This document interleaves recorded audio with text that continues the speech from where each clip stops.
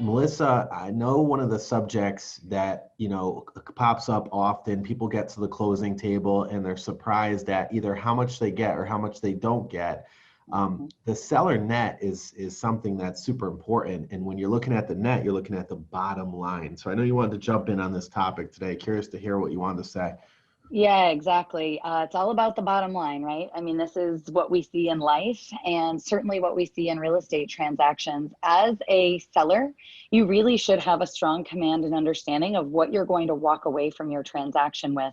And Emilio, I think we were talking offline, we're already starting to see a shifting market. Yeah. And it's even more important in the shifting market that sellers have an absolute command of what they're going to walk away with so that they're not disappointed. Understand, at the end of the day, a sales agreement is a legal contract. So if a seller thinks that they're going to walk away with $100,000, and then when the dust hits the, settles, they see, oh, well, I'm only going to walk away with $70,000. That's a very big swing. And it's one that sellers will not take kindly to. And I've had sellers threaten, well, then I'm not going to close.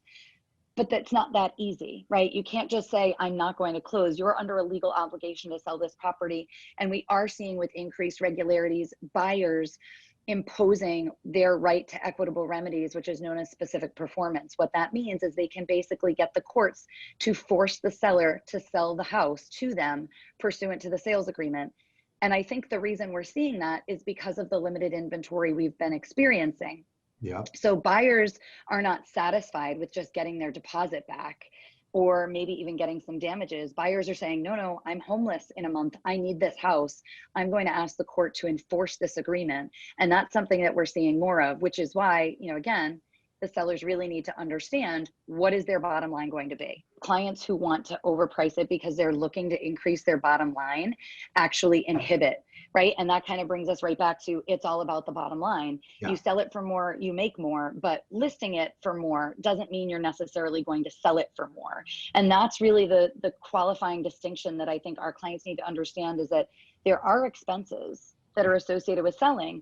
And if they don't understand those expenses compared to what they're likely going to sell it for, not even what they've listed it for, right? Because we all know we have clients who make the arguments, well, I really want to list it for more, even though it's more than what you recommend as a realtor.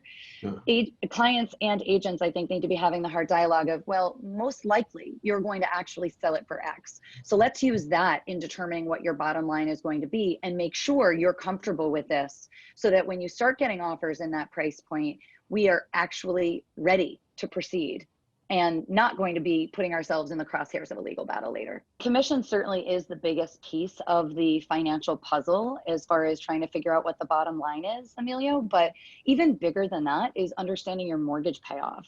Looking at your mortgage statement is not a sufficient way to understand what your balance is, especially if we have any clients who have faced any kind of forbearance or have not been making mortgage payments as a result of the COVID complication. It's really important as a seller that you get on the phone or go on your portal online and order a payoff from your mortgage company and present that to your realtor so that your realtor knows, okay, this is the number that has to be paid right off the top. I mean, forget commissions for a second. If you're selling your house for $300,000 and you owe $300,000 on your mortgage, you don't have enough money to pay commissions, let alone the attorney's fees and reconciling the real estate taxes and the tax stamps that are due to the state. I mean, these are all additional charges, but you have to understand that mortgage payoff balance number first and foremost.